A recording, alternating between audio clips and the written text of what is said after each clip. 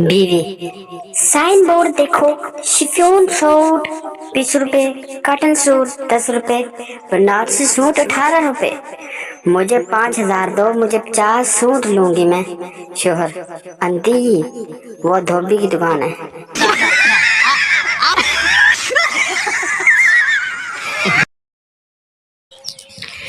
बीवी शोहर से, साथ वाले घर में मियाँ बीवी की लड़ाई हो रही है, आप एक बार जाएं। शोहर, मैं 1-2 बार गया था, इसी वजह से लड़ाई हो रही है।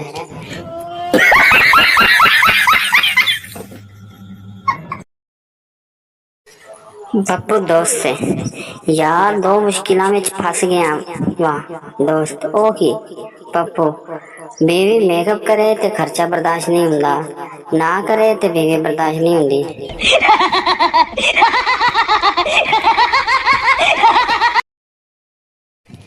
मियाँ बीवी में जबरदस्त बहस हो रही थी और लग रहा था कि बस अब लड़ाई शुरू होगी।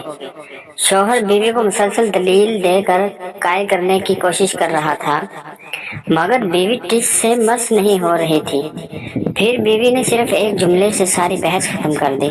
क्या खूबसूरत जुमला था, तुम जीतना चाहते हो या जीना चाहते हो?